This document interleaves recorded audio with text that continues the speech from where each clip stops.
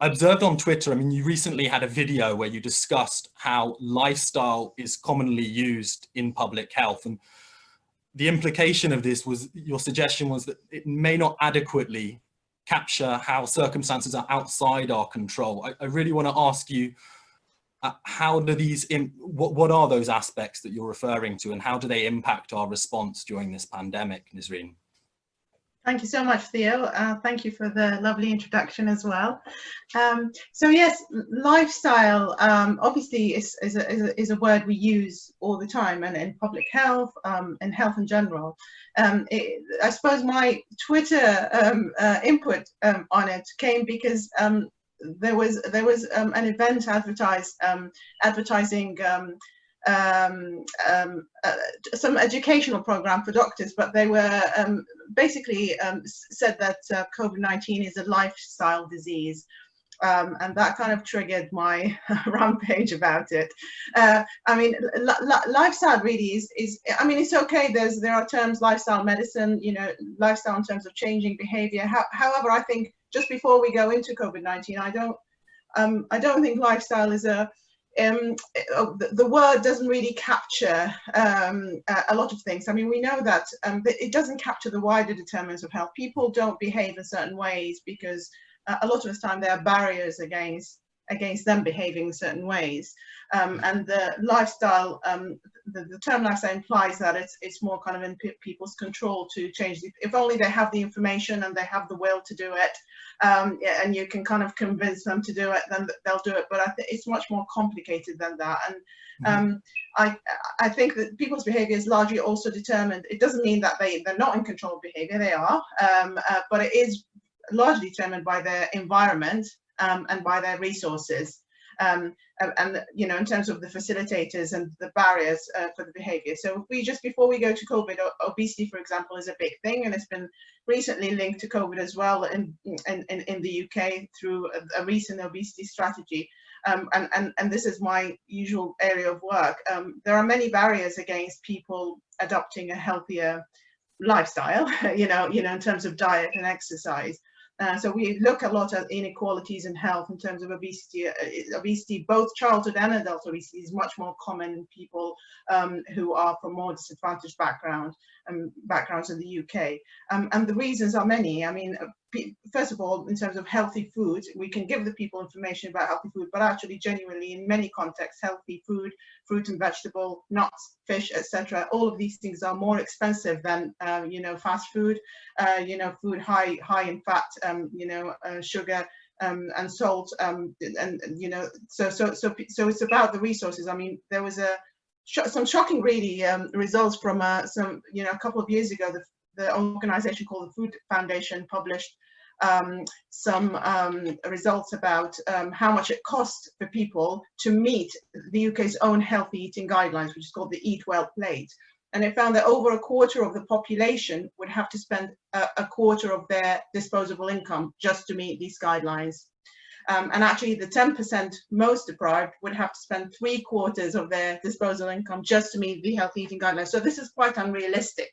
So it's and then let alone the thing about cooking. You need resources for cooking, so the electricity, you know, the energy, etc. And also the priorities of people are juggling jobs. You know, single mom who's juggling, you know, maybe 2 jobs with children, worrying about what to put in terms of any food on the table. It's really unrealistic of us to kind of lecture them on lifestyle and expect them to change their eating behavior. So if we just come on to COVID, and you mentioned earlier the no detriment principle. I think it's really, really important to talk about this, because people, it is again unreasonable for us to expect people to change their behavior and follow guidance on things like wearing face coverings, you know, maintaining social distancing, just, you know, getting tested and accepting to be contact traced and isolated for a significant amount of time. If all of these measures, or some of them, would result in a detriment to them, you know, so risk to their livelihoods, for example, you know, something bad would happen to them. So the bit about, you know, testing and tracing, you know, when you put yourself forward for testing in order to obviously know if you've got coronavirus, then you are then have to be to kind of be bound by, if you're positive, you have to isolate, you have to stop working, your employer might not be able to actually give you time off. If you're a contact of a case, it's the same thing. We need to have policies to facilitate people sticking to these behaviors, and the same with face coverings. I mean, a lot of people think, well, it's only you buy it, you know, or even make it, but you might not have the time or the resources to buy them. We need to give face coverings for free, for example, to facilitate people to use them. So I'll stop there. I don't know how much you want me to go on, but obviously we can touch on these things later. Definitely. And I think that last bit, when you're focusing on face coverings and having access, I think when we spoke before this event, you were also saying how it's so important that people have statutory sick pay in place for things like lockdown, and just touching on those limitations that many of us have, which have been exposed through this pandemic. I think raising critical questions, joining some of what you discussed earlier as well concerning obesity, diet and nutrition, which have been critically exposed during this pandemic. I think it's a nice segue to bring in Shireen, as your focus, as well as Nisreen's, is in nutrition. And you focus on informing patients and healthcare experts. The idea of ensuring that everyone understands what constitutes a healthy diet is critically important. And concerning that, I'd like to ask you really, how can we make the evidence more clear about the health benefits of a plant-based diet, and also what can we do to improve people's understanding? Yeah, no, thank you, and thanks, Theo, for having me. Firstly, just to say, I agree with everything that Nisreen has said, and have been following her Twitter account since I knew I was coming on this panel with her. And today's Huffington Post article, I couldn't agree more. And it's not as simple as telling people how to eat, otherwise there just wouldn't be a problem. And it's a systemic problem with our whole supply chain, our use of agricultural land, our food policy, and our subsidies or the support we give certain industries versus other industries. So I totally get that, and it's not as easy just to tell people what to do. Otherwise, we wouldn't need such a highly resourced NHS, for example. But I guess the angle I'm coming from is that we have known for decades what constitutes a healthy diet. It's one that's predominantly based around minimally processed whole plant foods. Whether it's 100% or not, it is not really the question here.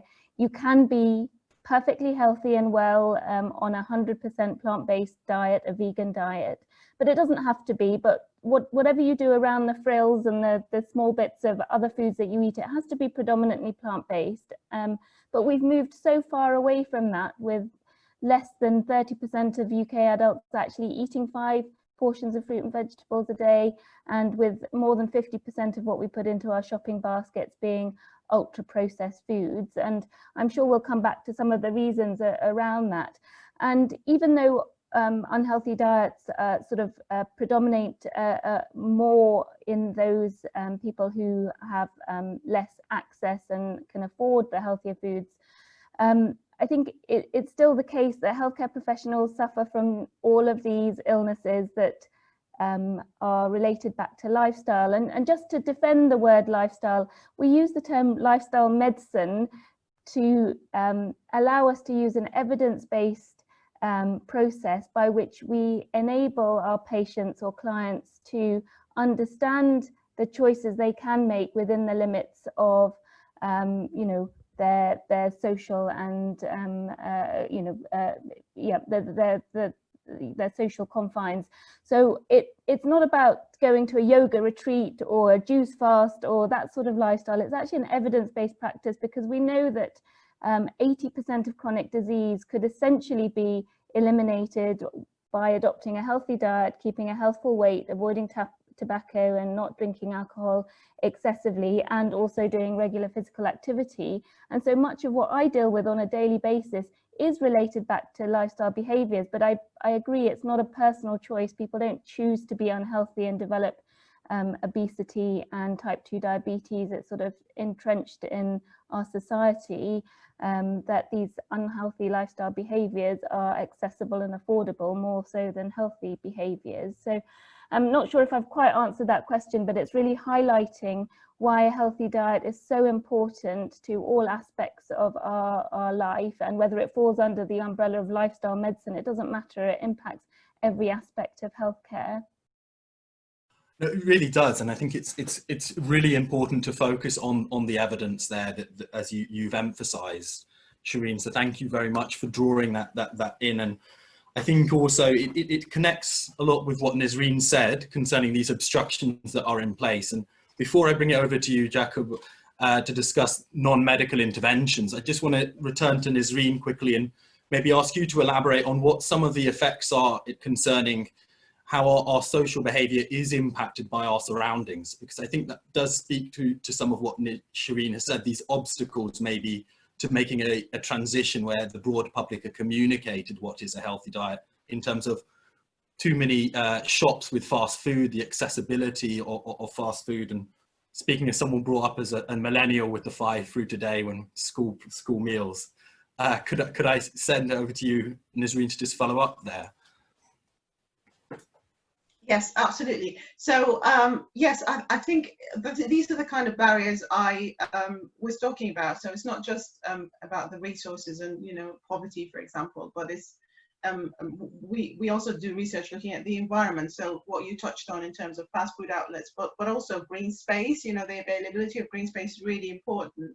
I mean, we've done some research looking at the environment, not even in your current state. So looking at, you know, at birth, very early life, the environments where your parents, you know, were surrounded by when, you know, you were growing up. And even that, the evidence is suggesting that there is a link, even though your environment might change, you know, as an adult, or, you know, later, as, you know, in later childhood.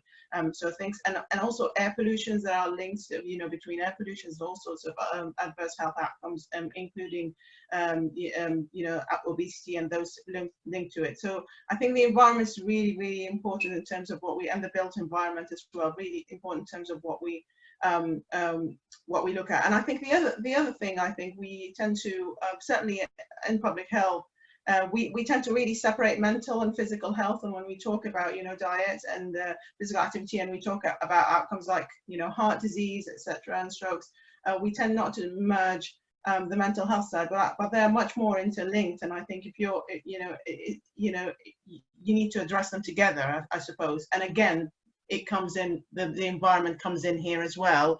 And also, you know, how, where are you in your life in terms of your resources, you know, how you feel about, you know, your life, you know, in terms of accepting information, advice, and changing behavior if you need to.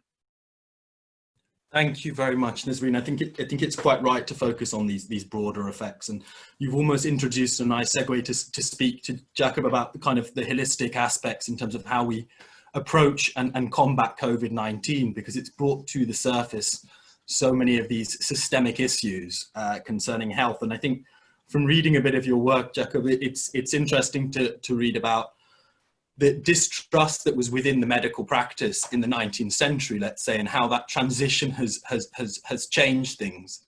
But whilst when focused with COVID-19, we have to bring in this broad social context, which brings forward Shireen and Nisreen as public health experts to speak about such issues and bringing it back to the forefront. I really want to ask you in terms of how we make more investment, or is there more investment indeed needed in concentrating how to understand both medical guidance concerning non-medical interventions and social distancing and wearing face masks as referred to earlier.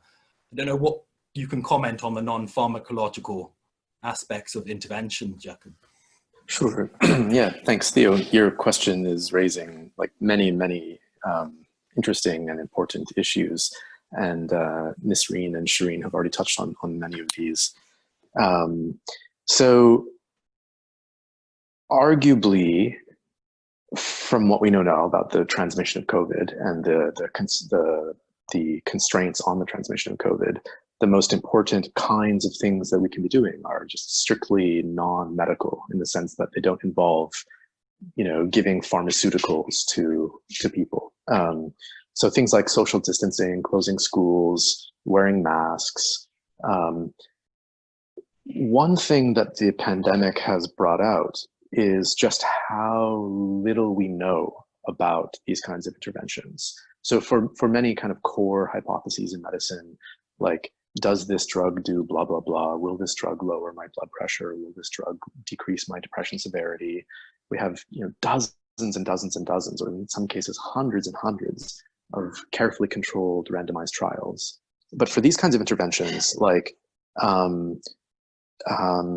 wearing masks to control the spread of a respiratory virus, or wearing an N95 mask compared to a cloth mask, for these kinds of interventions, we don't have a great deal of carefully controlled evidence, and so it would be good to have more.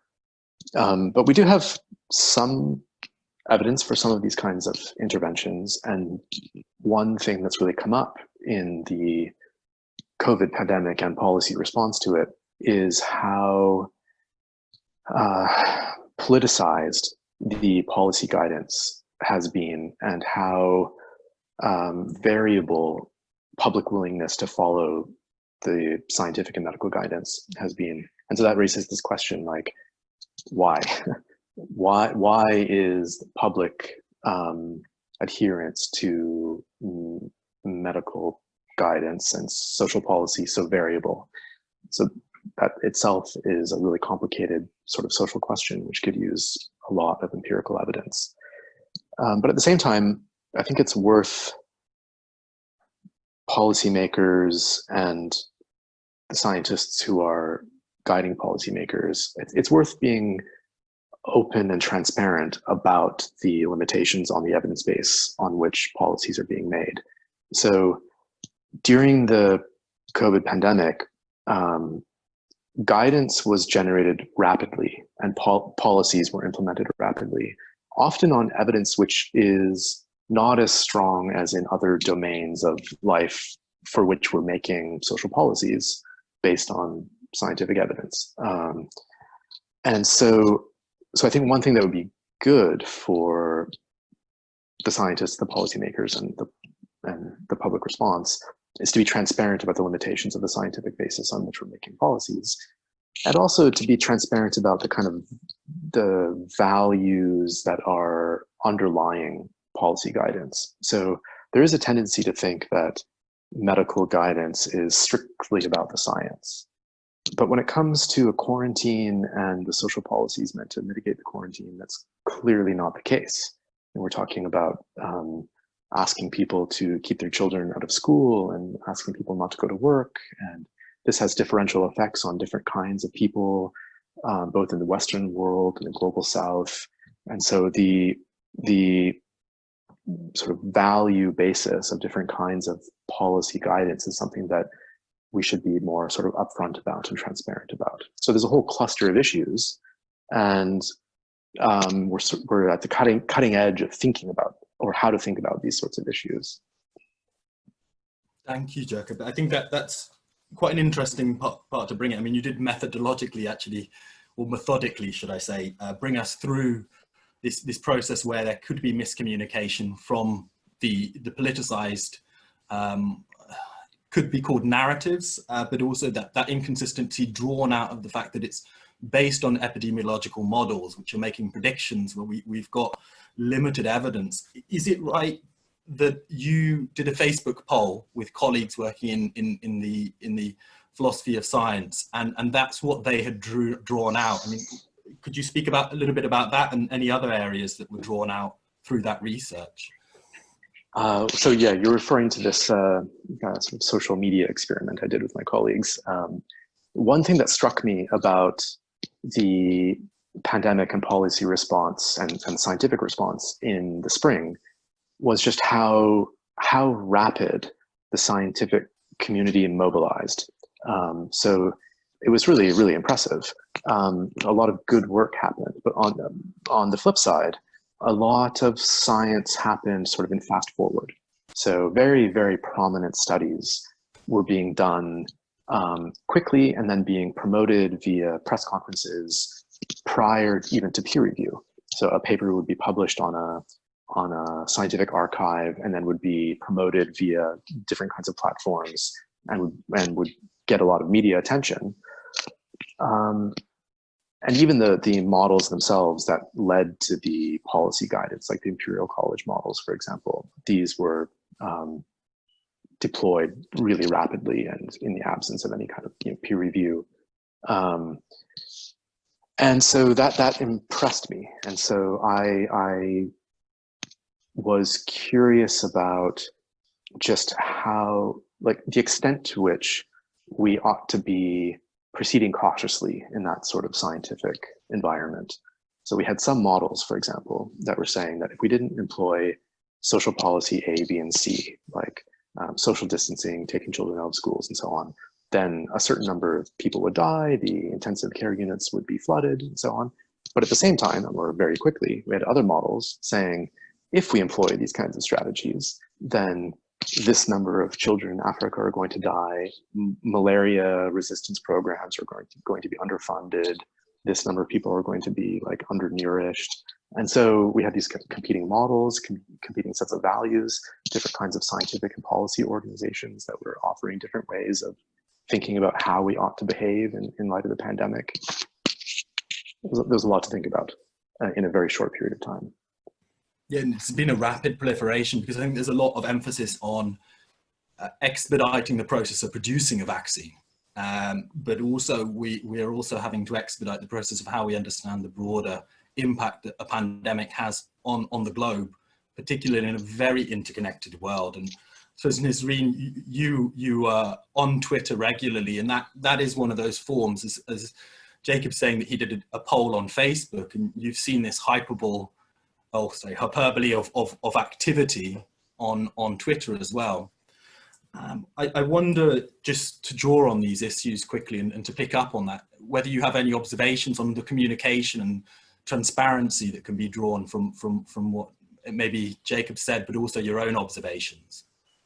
I think what Jacob said is really interesting, and I completely agree with it. I think the balance, there's really this difficult balance, and I think they're two separate things. There is a bit about where you are transparent as scientists, and I do, my work involves doing, epidemiological models as well. So we know, if you change tiny things in these models, the results, change drastically. Is when you see these results, conveyed with that certainty they are and called the science.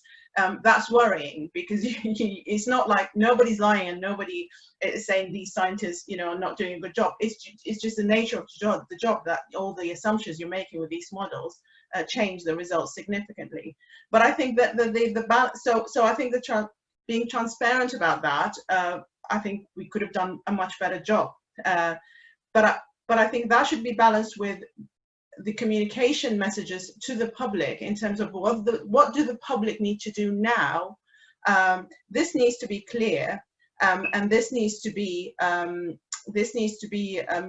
not overcomplicated. We actually had it kind of needs to be the other way around. In the UK, the science bit was oversimplified with the bit about we follow the science, and what is the science? There is no such thing as the science. There are different kind of scientific findings and methods, etc.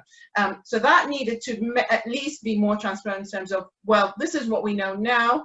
We're not sure about this, but this is what we're going to go with this. A lot of what happened was just following the precautionary principle. It's not really based on science. And that, on the other hand, the message to the public saying, well, having looked at the science now, we think, we need, for example, face coverings. Yes, the science is limited. We don't know a lot of things. We're going to be transparent about that. But now that we've collectively decided we're going to go with this, the message to the public needs to be simple. You need to wear this in these settings. That's the simple message to the public.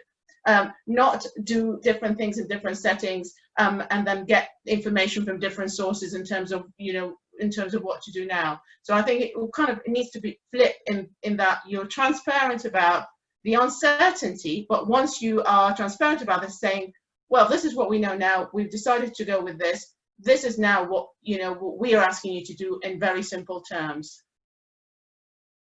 And I think that's great difficulty we're dealing with. And I suppose there's an element of sympathy that we have to have to the policymakers, but at the same time, we have to be skeptical and remain on the side of ensuring that there is the right level of public attention and scrutiny on an ongoing basis in a quickly unraveling situation. And it's been shown through history that the epidemics have brought forward health reforms, and given this quick and transition to a COVID environment, I wonder whether you've got thoughts, Nisreen, in concerning the structural inequities that have been brought out by COVID-19 in this public health context, and how we can potentially improve health for individuals and population and broader society if we reflect on some of those historical reforms that have occurred. What's really needed now, and what do you believe are the challenges in terms of going forward? The challenge in public health has always been about these inequalities. When COVID-19 first appeared, people were saying things like, it's going to be this great equalizer because anybody could get COVID, you know, and it's just an infectious disease. So you're all, but actually what we found in a few months' time, in a couple of months, that actually it exaggerated these inequalities, because the people who were dying more from COVID were the people who were already disadvantaged before COVID, you know, twice as likely deaths in those living in deprived neighborhoods, you know, and those who are from ethnic minority backgrounds, who are also, you know, more likely to be deprived, etc. So I think it just highlighted that we need to do something about it. But the urgency that COVID really gives us is that, well, nobody's really safe now unless, you know, everybody's safe. Where this wasn't quite as clear before. You could argue that point, but you have to really convince people about that. But with COVID, you can say, well, actually, these people who are living in overcrowded households, the key workers who have to get exposed, who can't even maintain social distancing, you know, in poor working conditions, etc. If you don't protect them by providing the environment and the support they need to protect themselves, and then you're also at risk eventually. So that kind of made that point clear for everybody. So we need to tackle inequalities. I think, you know, COVID is providing, you know, the urgency to do that. And I think it's so poignant to bring out how it's affecting poorer communities who end up being frontline workers, whether it be the care worker or even the bus driver, the person in rubbish disposal, the shopkeepers, who actually become essential workers during a pandemic scenario, as we, I suppose, unlearn some of the things which we've got used to in our norms in society, and have to move on in terms of developing and responding to a different social environment. Shireen, I suppose you've been a little bit on the curve of this with your work as a plant-based advocate, if I could put it that way. But before asking you and focusing on, I suppose, it'd be interesting to know more about your views on zoonotic diseases and what a plant-based diet can do in impacting that. As a hematologist, I know that you have expertise in cancer as well. Can I ask you what you've seen in terms of the broader impacts concerning different areas of the health sector, particularly maybe in respects to cancer treatments being available? Yeah, well, that's quite a broad question, and I guess, you know, going back to the pandemics issue, I think, you know, we are realizing very quickly that human behavior on this planet has led to the perfect conditions for this pandemic to take hold. And then the impact on individuals and societies is really exacerbated by these, you know, structural and systemic sort of inequalities. And, you know, we have to realize that sort of 3 out of 4 emerging or new infectious diseases come from animals, that, you know, these infectious diseases have jumped from animal hosts to humans. And until we stop destroying habitats, until we stop you know, keeping animals in confinement and in awful conditions, these viruses will continue to be bred. So, you know, it's not just about wet markets in China, it's about factory farming as well. And 90% of the meat we all eat is from, you know, intensively reared factory farmed animals. And swine flu was not so long ago. Bird flus are being generated all the time. So we need a systemic change to our food system, and where our food system aligns with the healthy eating guidelines. Just in the UK, for example, 70% of our land is used for livestock farming, yet it only produces 18% of calories. Eating meat and animal foods is really only contributing to 18% of calories globally. And we produce only 23% of fruits and vegetables in the UK. And we know we need to change that to producing food and using land appropriately to meet our healthy eating guidelines.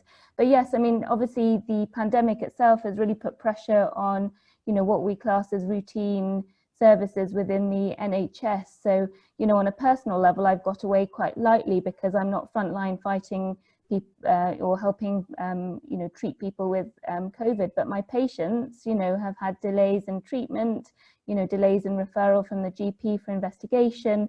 And, the knock-on effects are just being highlighted now. We're not going to know for a while what it has meant for that, sort of collateral damage. And yeah, I mean, and going back to, I think one of the questions mentions, is COVID related to lifestyle? Well, it's not, is it? But it's our whole human behavior on this planet. And then the fact that individuals who have what really are sort of lifestyle related illnesses are then faring the worst, with those with obesity, type 2 diabetes and renal failure and active cancer, not being able to cope with the virus and succumbing more easily than those without those illnesses. Yes, and I think that draws on some of the issues concerning comorbidities such as obesity that were raised earlier as well. Do you feel that there is that precautionary principle is in place really with our dietary choices, Shireen? Do you feel that this is become more popularized now as a consequence of the pandemic, that people are becoming more aware of how there is this interdependence on nature which we interact with? Well, I mean, I really hope so, but I mean, it's really disheartening to have, read a paper 5 years ago telling us we're in the 6th mass extinction, and then just a few months ago, the follow-up paper telling us that we're actually accelerating to the, 6th mass extinction, and more species going extinct in the next 2 decades than we have for the whole of this last century. So, I mean, we might be realizing it, but our actions are rather too slow. And as I say, our food system needs to be to really be fit for purpose for our environment, for our health, and for global and planetary health, which it's not. And although we're talking about it lots and talking about obesity and the relationship of our diet choices, until we start, subsidizing things like fruits and vegetables, like Nisreen has pointed out, then it's just talk. And we're going to still, in what's being termed a free market, still have access to buying junk food, because that is what's being made available and is available more cheaply than their healthier foods. So I don't know, we might be talking about it, but I fear that the necessary changes are still not being made. I think it's a great challenge, and there's a lot of transition that has to go underway in order to bring up these numbers. I mean, it was a striking statistic. You're saying 3/4 of epidemics have arisen out of zoonotic diseases and those relationships. So deeply concerning in terms of how we move forward. I think there's some great questions that have come forward from the audience concerning this area, and we'll address those shortly. But before doing so, Jacob, I'd like to just turn to you. You say something quite striking, that medicine is in a state of disrepair. I really have questions concerning what you mean by that. Since many of the important medical interventions that we've discovered independently of pharmaceutical companies, would you say we have now got to a point where we're over-reliant? I mean, we've spoken a lot about diet and other aspects of intervention. Are we now at a point where we are over-reliant on the pharmaceutical industry? Right, thanks, Theo. So yeah, very broadly construed what I meant by that claim that medicine is in a state of disrepair. This was an Eon article I think you're referring to. So medical research, the vast majority of medical research, something like 80% of it, is funded by private pharmaceutical industry, where the incentive is to research new pharmaceuticals using methods that are shot through with biases, even what are alleged to be the very best methods, like randomized control trials and meta-analyses. And most of these interventions, in fact, don't do very much good for our health and come along with a whole host of harms. A very convincing thesis about health improvement comes from public health and history of medicine. It's known as the Cute Thesis, which roughly holds that the most important interventions to improve our health are things like improved access to nutrition, improved access to sanitation, and it's not things like new drugs, although there have been a handful of really like wonderful new pharmaceuticals that have saved many lives. Most of our improvements to our health come from things like social interventions or socioeconomic interventions.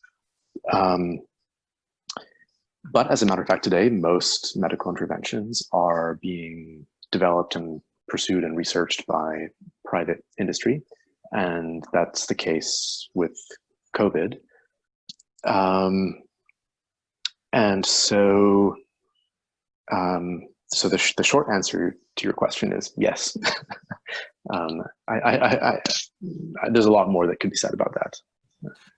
I mean, it's a challenging. I didn't mean to impose you with that challenge in the sense of taking the statement out of context. It wasn't my intention, but I do think you raising the points about the biases that do exist within the pharmaceutical industry is important when we are looking for a vaccine and we're looking so hard for this. And it makes me think, I don't know whether you would agree that maybe public health itself as a academic I suppose a discipline is going through a sort of paradigm shift that you could apply from the philosophy of sciences.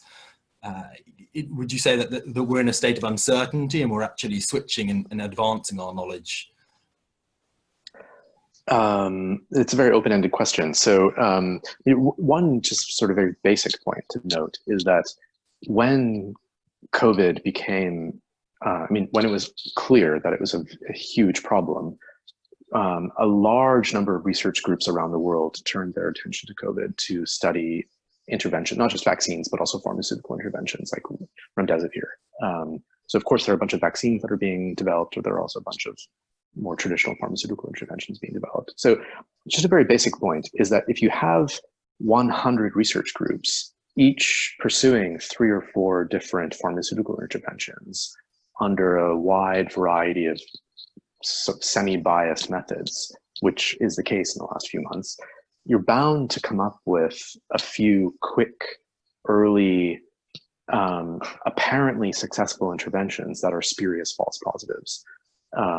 So just for example, the so-called recovery trial in Oxford, this group was testing something like 5 or 6 different interventions on open label trials. And those trials lasted just a couple of months. And they found one intervention that looked like maybe it was going to be promising, but just by mere statistical thinking alone, it's likely that if you have this kind of context, 100 research groups each pursuing 4 or 5 different interventions, that a few are going to look promising after 3 or 4 months. And because there has been so much kind of anxiety and hope for an intervention for COVID, those early promising interventions get a lot of play, get a lot of press.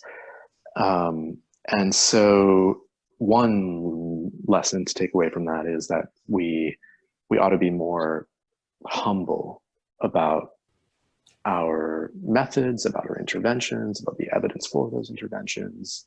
And that touches on some of the questions that you raised earlier about public understanding of science and the medical guidance and how we can improve that. Yeah. Definitely. I think being circumspect at this time, being cautious about these transitions and the hope for I suppose that magic bullet is something we have to be careful about. And it's why we're really here today to speak about what are the social interventions. I'm going to turn to the audience's questions, some excellent questions. There's one that's quite interesting, and it's also challenging because I think it deals with some of maybe what can be viewed as misinformation. And I don't know if I can turn to you, Nisreen, to approach you with this question from Vahoy. He's put a question forward, which is that people are automatically getting immunity against COVID-19. Genetically low immune systems is a cause of death. Lockdown and social distancing can't be a solution since human beings are inborn social animals. COVID-19 will be proven a propaganda. Could I ask you to address that, Nisreen, providing some explanation? Yeah, sure. I think it's got different facets, this question. I'll start with the first one. I don't think we really can say now with confidence that people are automatically getting immunity against COVID. The jury is still out on this. What is immunity against COVID? It is likely there's some form of immunity. How long is it for? We really don't know. It's not necessarily lifelong immunity. We don't know if it's months, if it's years. We don't even know in terms of looking at the antibody studies. Whether it's basically through forming antibodies or through another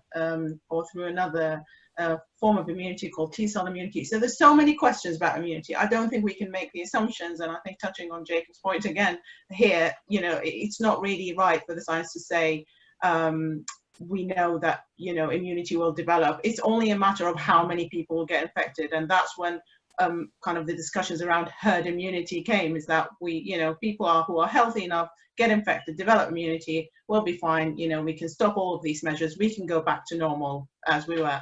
And we know now, I think the majority of scientists and, even the politicians, the public know that it's not that simple because we don't know what the immunity looks like. And also we know now that even healthy people who have no, chronic conditions, working age, young people are suffering, health problems other than dying from COVID. We see people with prolonged infections now. So we really don't know, and so we can't say that. I think people who say we'll go back, going back to normal. Until we get a vaccine, and not only until we get a vaccine, until we get a big proportion of people vaccinated, which is a completely different step to just getting an effective vaccine. I think we can't really say we can go back to normal. I think there's a bit of a denial in that statement. I think we don't need to stay in lockdown. We don't need to isolate. We just need to adapt. I mean, humans really adapt very well. We need to adapt to new ways where we're, trying to protect our health and everybody's health as much as possible. So is there another section to that? And I'm not sure I understand the final part of it. No, I think you've really addressed, though, some of the uncertainty that exists concerning it not being a conspiracy in some sorts of sense that we do need to unfortunately observe, because we know very little about our immune responses to this new virus, and it is a new virus, and creating a vaccine for that is a complex process. And as you said, it's drawing on some of what Jacob's points made and also some of what you said. I suppose it's interesting to maybe broaden it to wider public health issues, and returning back to diet, if I can ask you, Shireen, for some practical tips. I think it's a good question in terms of what's been labelled as superfoods, what's out there, and how can people, particularly in impoverished areas, afford what's needed. I suppose there's questions concerning protein needs, for instance, here that arise. No, for sure. Well, there's no really such thing as a superfood. I mean, there's healthy foods to eat, and there's the foods that we should be eating much less of. And as I said at the beginning, we should be predominantly eating whole plant foods, but it does come back to accessibility and affordability. But, if you're going to up anything in your diet, it's got to be fruits and vegetables. There's been studies showing that, for example, in elders, in a study feeding elders more fruits and vegetables, showed that they mounted a better immune response to the flu vaccine, for example. Small and short study, but we have got evidence that, just simply eating more fruits and vegetables will maintain a healthier immune system than a diet that does not meet nutritional requirements. I mean, protein is just an overrated macronutrient. I think we just focus far too much on protein. If you're meeting calorie needs, which most people in the UK are, you will get enough protein. It's the quality of the protein that matters, and we shouldn't be, you know, focusing on meat as our quality source of protein. We should be, as the Eat Well guide tells us, we should be, you know, reaching for plant-based proteins such as beans and pulses and nuts and seeds and things, and minimizing red and processed meats, which is sort of conventionally thought as a best sources of protein. So it's really the whole plant foods with their micronutrients that are important to the immune system, and the vitamins and minerals, etc. So loading up on those and crowding out the less healthy foods is the way forward. Thank you. I think it's useful clarity for us all. Reassurance for me during this month that I'm getting my protein. I think you're not going to get protein deficient ever if you're meeting your calorie requirements. There you go. Thank you very much. I think that's useful advice to provide us all, and maybe will affect behaviour change amongst us as well. Jacob, there's an interesting question put forward here by Gianluca. I think it's a difficult question to ask, but if I can ask you to approach it, it would be appreciated. He's put forward the question, which ecosystem services in urban areas now would you consider to being the best to create dialogue or dialogical space for where all society's actors can meet? So I think here we're talking maybe about bringing people together, and where can you have an impact socially through influencing change. Okay, yeah, this is insofar as I understand the question, it's a deep and hard one. So I'll just to get the answer started, I'll draw on a theory by one of my colleagues. The idea is to build what my colleague Philip Kitcher calls well-ordered science, where the research agenda and how scientific research results get translated into policy occurs in a kind of ideal context of openness and transparency in communication. So the people sitting around at the table are, now we're speaking in the kind of like Plato's world of ideal deliberators. The people sitting around the table are informed about the nature of the science, and they are like democratic representatives of their society, and they're aware of the various forms of like limitations on the science. And with that all in mind, they take as input scientific evidence and take as output some sort of social policy guidance.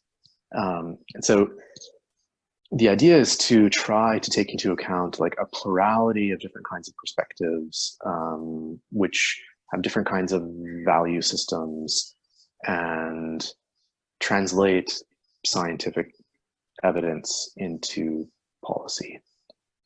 That's all in the realm of the ideal. We don't really have social institutions that that approach that ideal, but it would be great if we did. Thank you very much. I think it's a challenging question, and I think it's important to explain there that we don't unfortunately live in the ideal test scenario where we can explore these ideas. And in a sense, this is where many of the points today resonate concerning our need for a rapid response to COVID, where we're maybe not that prepared for it. And Nisreen, there's a few questions which concern broader public health, which I'd like to draw to your attention. And but before doing that, I think speaking to you, I guess as a medical expert as well, how do we recognize COVID-19 without any symptoms or without any testing? Without any symptoms, without a test, you can't really recognize it without any symptoms or without any testing.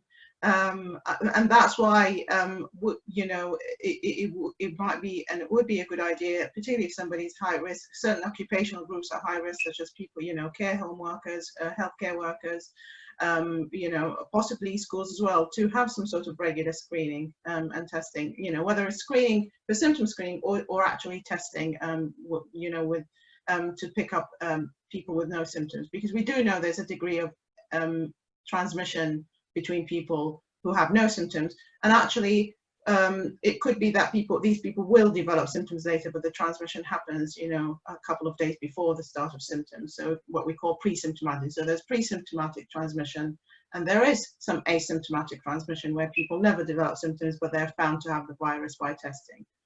So the short answer is we can't, but without testing or symptoms. If we increase the testing enough to try and test as many people as possible, we could pick up, you know, a big proportion of these asymptomatics. And also if we raise awareness about the symptoms and how wide really they are, because when we first started, it was just, well, if you have cough and fever, and now we know there's a wide range of symptoms that COVID sufferers could have. The degree of severity really varies from very mild, you know, 1 day of symptoms to, you know, protracted symptoms, you know, big range of symptoms. I think we need to raise awareness of any suspicion. If people cannot afford to isolate, you know, they definitely need to get tested to see if they have the virus. And let's just also remember, because there's so much on testing in the news and the media, that testing is not 100%, is not, you know, 100% accurate with the current state of, you know, the type of test we have. So if somebody's got typical symptoms and their test is negative, it would be, you know, it would be good if they follow the guidelines and isolate as well, because it could be that they have COVID, but the test hasn't picked it up. Thank you. I think it's good to clarify that and provide that clarity in the sense we're dealing with something that doesn't always have the symptoms manifest to be visible. I'd like to speak to you. I know recently you've written concerning diversity, and if I could just draw a question for you to maybe to look at, and it's a question from Sophia, and she's asked, how would you address the problem of Black and minority ethnic communities now that they are being seen as carrying the virus and therefore being stigmatized? Yes, that's a really good question. I've spoken about this right from the start when we're starting, you know, to see that you know, the higher death rates in ethnic minority population. I think there are some oversimplistic, again touching on Jacob's point, oversimplistic explanations, as well as the genetics. Oh, well, it's vitamin D deficiency. You know, trying to really explain, you know, this, you know, the complex nature of what we're seeing into this. It's not really that. And I think, again, that's about the transparency of what the evidence is. And it also touches on things like obesity, because we know now this has been linked, you know, to, you know, higher risk of, you know, getting severe COVID and dying from COVID. I do worry and get concerned about linking COVID to individual factors in that sense. Yes, the evidence is there. You know, these people are, you know, at high risk, but they tend to have these combination of factors. So people who are from ethnic minorities also tend to be, you know, more deprived, and we've seen, you know, the much higher rate in more deprived neighborhoods, twice as likely to die of COVID if you live in the most deprived neighborhood in England compared to the least deprived. But also they're more likely to have obesity. They're also more likely to have diabetes and, you know, other chronic conditions. And the thing to understand is what we're seeing and where the science is now, or the evidence is now, it doesn't prove any causality. What it's telling us is there's this combination of characteristics that happen to be more common in the people who get more severe COVID and die of COVID. It's not, there's no evidence now to say, well, if you're from an Asian background, that is causing you to have more severe COVID, or if you're living with obesity, that is causing you to have more. The evidence is not there now, and I think it's how we communicate that really, really important. And I think we can do better with that. So absolutely, the stigma is there, not just with being from ethnic minorities, with all the other what's labeled as risk factors for COVID. What we know, they cluster together in certain population groups. We need to do our best as a society, with the policymakers, need to protect and support these population groups, to protect themselves, because by this you know, everybody's better protected. And that's how the message should be communicated, rather than it's about what's causing COVID and, you know, the risk, etc. I thank you for answering that thoroughly as well. And I think it's come out in a few of our trend reports, for instance. It could maybe conceal some of the broader social inequities that actually exist as to why the fatalities are higher in minority ethnic groups. And I think back to a trend report on Singapore, which looked at the migrant workers being more affected because they lived in cramped urban environments, or in even considering refugee camps and the transmission that occurs there. I mean, we are dealing with a virus that transmits very quickly in these scenarios, and I think what you've provided, Nisreen, is really to rebuff that claim that it's there should be a stigma associated that may displace. And just to add very quickly another example, we had the local outbreak recently in England, in Leicester, and that we know that Leicester has a high ethnic minority population, but we also now know that a lot of them have these very poor working conditions, where they really, it's impossible, they couldn't stop working, they couldn't maintain social distancing. It was really an occupational thing, but because, you know, it's about clustering of population groups, you know, it happens that they are high, you know, from ethnic minority background. So we really need to look at these things and how we can, you know, put some protection measures, rather than ascribe it to, you know, have some simplistic explanation for these higher risk. Thank you. And I think having simplistic explanations are going to be wrong. Answers to complex questions may exist, but they won't necessarily be accurate, let's say. The question, if I could draw to you, the question to you, Shireen, is concerning a situation outside the UK. We've discussed the impact it's had on the UK, but in Germany, I think something similar happened in the sense of how the connection between our environment and our eating habits has a relationship, but also in the production process, where there was an outbreak in a slaughterhouse. The question is, how do you think you can change the system regarding increasing meat prices and getting people to be more aware? I mean, do you believe in these sort of behavioural incentives through? Yeah, it's a difficult one, but that's a really important point, that, you know, the groups that have been affected and where these local outbreaks have often been in meatpacking plants or slaughterhouses, and it's the same in the UK. It was Germany, and certainly I'm pretty sure in the US as well. Obviously, quite a while ago there was a lot of media attention on the fact that these meatpacking plants were being made to stay open despite the risk to the individuals. And it comes back to what Nisreen was saying, was that obviously the individuals that work there are from migrant communities, they have less income, the circumstances at the work are not able to distance, and of course, you know, there's no sort of ventilation, there's stagnation of air, etc.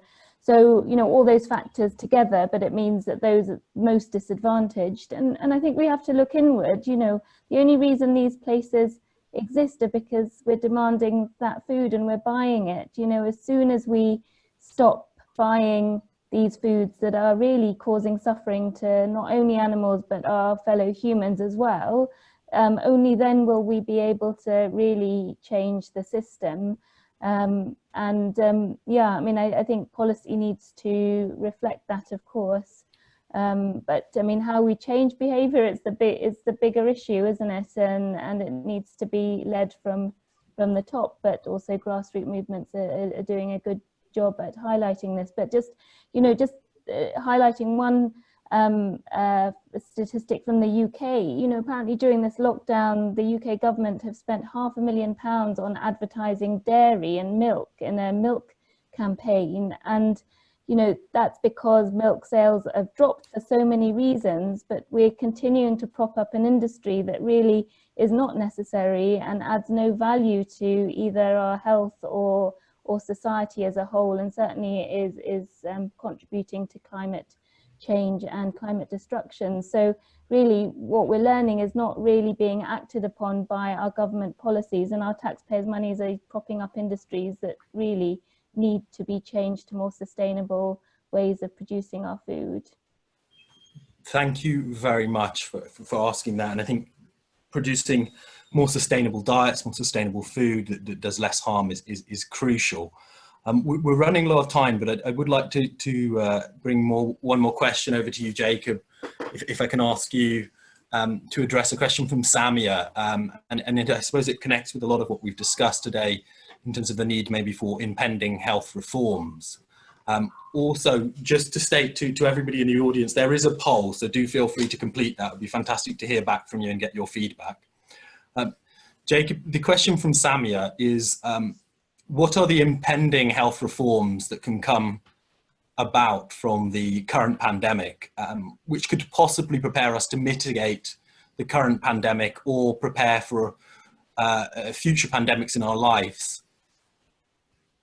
Yeah, so I think the questioner is exactly right to note that there will be coming pandemics in our lives. So, you know, we're all impressed by the severity of COVID, but it's certain that in our generation, we will be faced with more and more of these, especially given the lessons that Shireen is like emphasizing to us. So if we continue life as status quo, it's guaranteed that we will be facing pandemics in the future. So the questioner is asking about health reforms, and that can be taken in a bunch of different ways. So there are questions about how to improve our sort of day-to-day health. These are topics that Nisreen and Shireen have been discussing. There are questions about how to reconfigure the medical research agenda such that we're better prepared to deal with future pandemics. That is an interesting set of questions that, I mean, there's just many such questions. So for example, if you step back and you think like about what we don't know about the transmission dynamics of respiratory viruses in 2020, it's a little bit shocking. And especially given just how we know how profoundly like bad such pandemic can be. So for example, it would be nice if we knew exactly how effective school closures are, or it would be nice to know exactly how effective this particular kind of mask is compared to that particular kind of mask. It would be nice to know how effective international border closings are. Like all of these social policies have profound personal, economic, social consequences. And we have some reasons to think that they have some influence on transmission dynamics of respiratory viruses, but actually the evidence base for that is really quite minimal. And so that kind of set of questions, I think those are empirical questions, they're questions to be tested by scientists. And I think one thing that should be on the health research agenda for coming decades is when a pandemic emerges, can we have a centralized, prepared research institution that is ready to jump into the pandemic and run a series of essentially randomized trials in which we say, for example, close schools in these towns, but don't close schools in those towns. Promote N95 masks in these towns and promote cloth masks in these towns, for example. And so we really need to have a much more secure empirical basis for informing our predictive models, so that we know like what we ought to do, what kind of guidance we ought to be giving our policymakers when the next pandemic comes. Thank you very much. And I think quite an interesting proposition in terms of how we could potentially confront future scenarios, and it's something that we should have in mind, learning from this experience, not just responding to it. I think one of the previous panelists a risk analyst made the point that preparedness is readiness now, in effect, and we really need to build more of an infrastructure to curb future disasters and take that as a choice in terms of how we set out our policies. There's a second poll, and I just want to announce the first poll, and it's fantastic to hear from you that 80% of those, or 79% of those who attended, felt that they've learned a lot, and that's and saying that it was very informative and insightful. I think it's a tribute to the brilliant panelists that we've had here with us today. So thank you so much, and thank you all for completing that poll. I put a second poll there, but before we consider that one, I really want to wrap it up in the sense of taking it to the final point for each of the panelists, whether they've got a reflection. With that reflection, I'd love it if you could also consider us as COV360 as a civil society organisation that are trying to work globally with local communities and having an impact across discipline to try and inform a broader public about how we respond to this virus and share experiences. But in concerning the talk and maybe any advice you got regarding COV360, Shireen, could I turn to you to ask you to put your final points forward? Gosh, that's difficult, isn't it? Well, I mean, I think the pandemic has taught us or teaching us a lot, and I think we do need to look at our individual choices and our choices we're making within our communities and come together as a community to find solutions to these problems, and making healthy diets or whatever behaviors accessible to everyone around us, and realize our privilege and help those with less privilege to be able to access healthy foods and environments to the same degree. Thank you very much, Shireen. I think it's so important to give that, and you've given so much practical advice to us today as well concerning understanding our dietary choices. So thank you so much for that final observation, concluding point. It's wonderful. Nisreen, can I turn to you quickly? And well, I don't want to rush you, but could I ask you for your concluding remarks concerning this event, and indeed if you've got any recommendations for us as a civil society organisation? I think we always try and end on something positive, and what we've learned so far from the pandemic. And I hope, the pandemic has taught many people that really their health and wellness, so individual health and wellness, is really a consequence of a group wellness. So if the group is well, the individual is well, and it's not really the other way around, where, and also the other thing, again, inequalities, and what I mean is, the bit about pitching public health against the economy is a big thing, and we really need to move beyond that, and I hope more and more people can see beyond that, because it's just a false dichotomy. The economy, if you improve inequalities, the economies will be better, will be much better, will be much stronger. It will be able to face future pandemic and other future challenges, and it will always, the economy will only be as healthy as the kind of most vulnerable, group or person in society. So we really need to move beyond that dichotomy, and I hope the pandemic is showing us that. Thank you very much, and I like that you've joined the individual and collective responsibilities there to illustrate it through the economy, and I'd hope that we can practically learn through this event in that sense as well, and see the connections indeed with public health and how one can stop or prevent or chronic diseases and also infectious diseases through providing people with the knowledge and access. Thank you very much, Nisreen, for joining us and for your concluding remark. Jacob, can I turn to you finally and just to ask what advice you have or how you could summarize your views today? Sure, thanks, Theo. So for me, I guess a theme that unites all three of our messages is the importance of public health thinking, social ways of thinking about improvement of health and mitigation of disease relative to the focus on, say, pharmaceuticals. And so if there's kind of one take-home message, I would think that way of thinking about improving our health and avoiding the risk of pandemics in the future is important. So supporting the kind of work that Shireen and Nisreen does, and thinking about ways to mitigate the socioeconomic causes of pandemics is important. Thank you very much, Jacob. I think it's a nice way to end it as well, and to bring in the different ideas and emphasizing the importance of, indeed, public health experts. I know that, Shireen, you've passionately fought to ensure that people are aware of a plant-based diet and the benefits of that, and that's fantastic. And equally in terms of nutrition as well, Nisreen, this is an area you've emphasized as well, that's so contemporary now to our present context. So I thank you for wrapping that up better than I could, Jacob.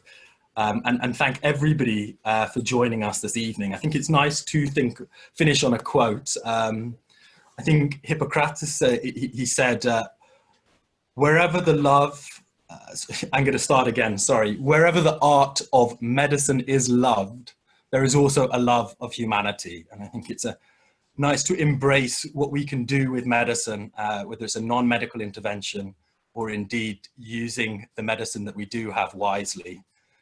So thank you everybody for joining us, and thank you our panelists, Shireen, Jacob, Nisreen. It's wonderful to have you here today, and a pleasure. Thank you so much. Yeah, thank you. Good night, everyone. Oh. Good night.